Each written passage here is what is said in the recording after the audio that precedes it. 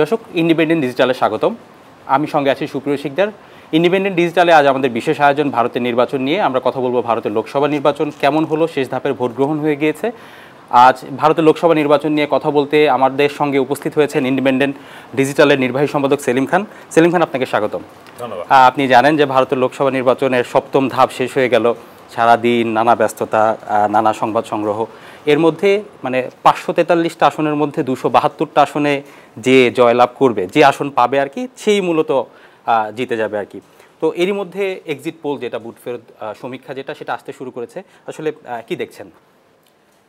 হ্যাঁ, ভারতের এই লোকসভা নির্বাচনটা একটা দীর্ঘ প্রক্রিয়ার মধ্যে দিয়ে গেছে। প্রায় 81 দিনের নির্বাচন, 7 পর্বে ভোট গ্রহণ করা হয়েছে। আজকেই ছিল তার শেষ পর্ব। আজকে 5টার সময় শেষ হয়েছে, তারপর সময় বাড়িয়ে আপনার 6টা সাড়ে 6টা পর্যন্ত পরবর্তীতে ভোট হয়েছে। এরপরে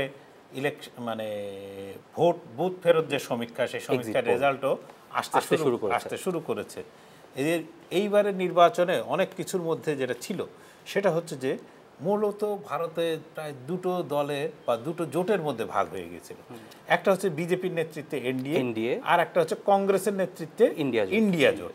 এই ইন্ডিয়া জোটের যে লড়াই, সেই লড়াইটা কিন্তু আমরা যখন প্রথমে শুরু হয়েছিল তখন ভাবছিলাম যে ইন্ডিয়া জোট আসলে কিছুই করতে পারবে না, কিন্তু ভোটের পর্ব যত আস্তে আস্তে এগিয়েছে তত মনে হয়েছে যে ইন্ডিয়া জোট কিন্তু অনেক বিজেপির সঙ্গে সমানে টক্কর দিতে পারছে। কিন্তু এখন যখন এক্সিট পোলের রেজাল্ট আসছে, এক্সিট পোলের রেজাল্ট আসার মুহূর্তে কিন্তু সেখানে যে ফলাফল এখনো পর্যন্ত বেশ কয়েকটি এক্সিট পোলের রেজাল্ট চলে এসেছে এবং তারা বলছে যে বিজেপি নেতৃত্বাধীন যে এনডিএ জোট তারা কোনোভাবেই 300-350 আসনের নিচে পাবে না, এবং কংগ্রেসের নেতৃত্বে যে ইন্ডিয়া জোট, এই ইন্ডিয়া জোটের আসন 150 থেকে খুব বেশি হলে 150-150+ হতে পারে, এর বাইরে। সুতরাং আমরা বুঝতে পারছি যে যদি এই এক্সিট পোলের রেজাল্ট যদি আগামী 4 তারিখে মূল ফলাফলের সঙ্গে যদি মিলে যায়, তাহলে নরেন্দ্র মোদী আবার তৃতীয়বারের মতো প্রধানমন্ত্রী হতে চলেছেন, এবং শুধু প্রধানমন্ত্রী হতে চলেছেন না, তিনি বিপুল বিক্রমে ফিরে আসতে চলেছেন। এবার তার বিরুদ্ধে অনেক অভিযোগ ছিল, সেই অভিযোগকে বলা যায় যে ভোটাররা পাত্তা না দিয়ে নরেন্দ্র মোদীকেই এবং ভোট দিয়েছেন। এবারের ভোটটা পুরোপুরি ছিল নরেন্দ্র মোদী কেন্দ্রিক। নরেন্দ্র মোদীর বাইরে কিন্তু কোথাও কিছু ছিল না। আপনি বিজেপি তার প্রচারে কোথাও নরেন্দ্র মোদীর বাইরে কোনো কারো ছবি কোনো কিছু ব্যবহার করেনি, এমনকি তাদের ইশতেহার পর্যন্ত তার নাম দিয়েছেন মোদী কি গ্যারান্টি।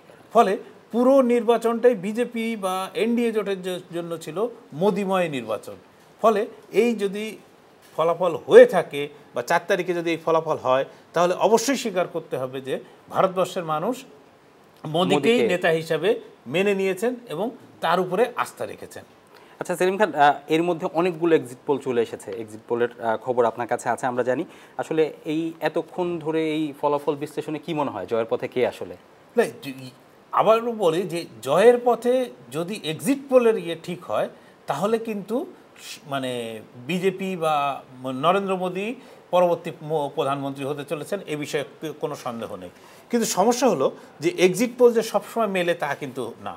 আপনি যদি একটা ছোট্ট উদাহরণ দেয় যে 2004 সালে যখন বাজপেয়ীর নেতৃত্বাধীন বিজেপি সরকার ছিল, তখনও 2004 সালের নির্বাচনের পরে যে এক্সিট পোল ছিল, সেখানে সব এক্সিট পোলের দেখানো হয়েছিল, তাদের যে ফলাফল ছিল সেই ফলাফলে দেখানো হয়েছিল যে বাজপেয়ী ল্যান্ডস্লাইড ভিক্টরিতে ল্যান্ডস্লাইড বিজয় পেতে চলেছেন।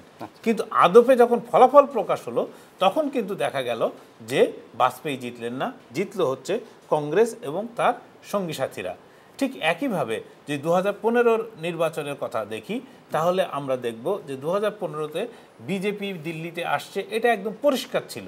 কিন্তু দিল্লিতে কিন্তু বিজেপি আসতে পারেনি। সেখানে কেজরিওয়াল আগে যত ছিল তার চেয়ে অনেক বেশি সংখ্যক আসন নিয়ে কেজরিওয়াল আবার ক্ষমতায় ফিরে আসলেন। আপনি যদি প্রতিবেশী পশ্চিমবঙ্গের কথা বলি, 2022 সালের বিধানসভা নির্বাচনের কথা, সেখানেও কিন্তু বিভিন্ন এক্সিট পোলে প্রায় বিজেপিকে জিতিয়ে দেওয়া হয়েছিল এবং বিজেপি জিতে যাচ্ছে এইরকম একটা ভাব বলা হয়েছিল। কিন্তু যখন ভোট গণনা হলো, তখন কিন্তু দেখা গেল যে মমতা পুরোপুরি একদম পুরো রাজ্যে কি বলবো সুইপ করে গেছে তার দল, যে 294-এর মধ্যে প্রায় 230-এর বেশি আসন মমতা কিন্তু পেয়েছেন। ফলে এক্সিট পোলের হিসাব যে সব সময় মেলে এইটা কিন্তু হয় না। ইভেন কর্ণাটকে যে নির্বাচনে যেখানে আপনার কংগ্রেস ক্ষমতায়, সেখানেও কিন্তু এক্সিট পোলের হিসাব পুরোপুরি মেলেনি।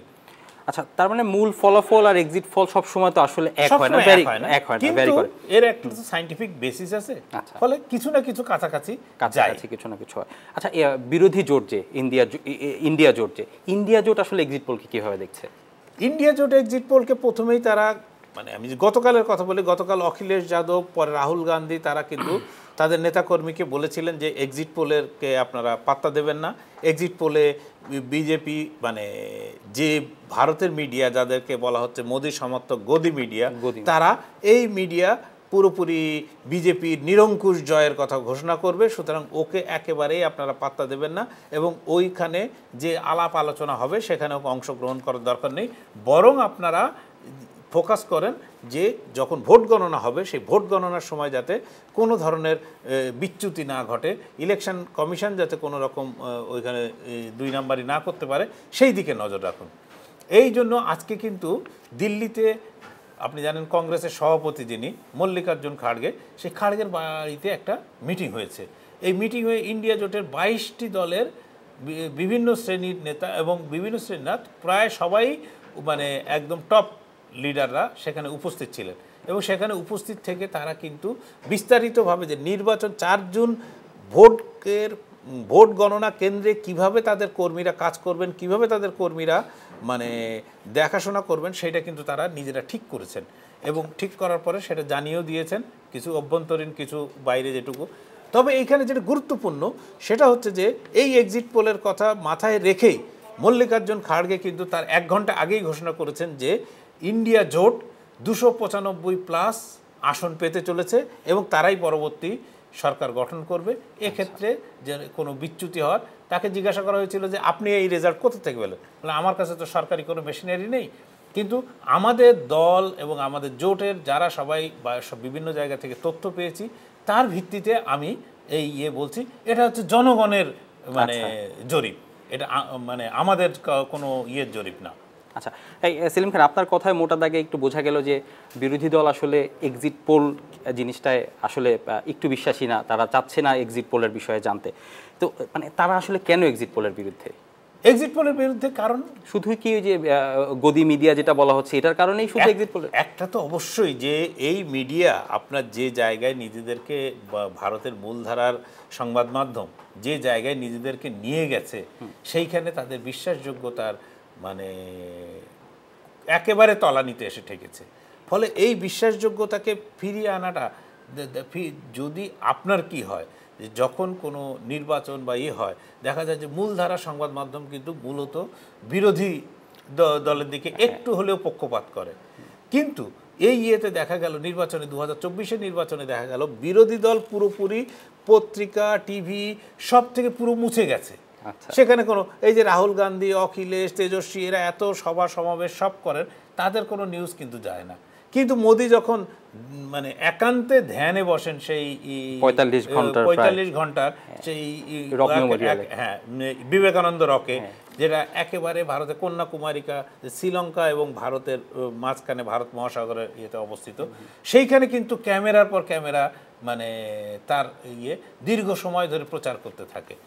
ফলে এই যে আস্থার অভাব, এই আস্থার অভাব দূর করার দায়িত্ব ওই মিডিয়া, এবং এই কারণে না থাকার কারণেই তারা আগেভাগেই বলে দিয়েছেন যে দেখবেন যে আপনারা যখন ওই এক্সিট পোলের ফলাফল প্রকাশ করা হবে, বলা হবে যে বিজেপি 350-র বেশি ভোট পাবে। এই এখনও কিন্তু আপনি যদি টিভির আলোচনাগুলো দেখেন, তাহলে বলা হচ্ছে যে এক্সিট পোলে অনেকেই বলছেন যে এক্সিট পোলে যেটা দেখানো হচ্ছে বিজেপি জিতবে, এটা মানছি, কিন্তু এত আসন পাবে এইটা অবিশ্বাস্য, এটা কখনোই হবে না। আচ্ছা আচ্ছা, আমরা বিরোধী জোটের কথা শুনছিলাম, আসলে এই এক্সিট পোল নিয়ে এখন বিজেপি কি ভাবছে? বিজেপির বক্তব্য হচ্ছে যে এক্সিট পোল যখনই বেরোবে তখনই আসলে বিরোধীদের রূপ বেরিয়ে আসবে, যেটা অমিত শাহ নিজেই বলেছেন। তিনি বলছেন যে আসলে যে কংগ্রেস বা যে এই বলুক না কেন, তারা আসলে যে পারবে না, তাদের যে অকর্মণ্যতা বা মানুষ যে তাদেরকে গ্রহণ করেনি সেটা ফুটে আসবে এবং তখন তারা নানাভাবে নানা দিকে দোষারোপ করার একটা প্রক্রিয়া শুরু করবে। আচ্ছা, সেলিম খান, আমরা এ পর্যন্তই আজকে আলোচনা করতে চাই। আমরা পরের বুলেটিনে, আমরা পরের কোনো লাইভে আবার ইন্ডিয়ার সবশেষ নির্বাচন নিয়ে আলোচনা করব, সবশেষ তথ্য নিয়ে আলোচনা করব। ধন্যবাদ সেলিম খান। দর্শক, আজ এ পর্যন্তই। ইন্ডিপেন্ডেন্ট ডিজিটালের সঙ্গেই থাকুন।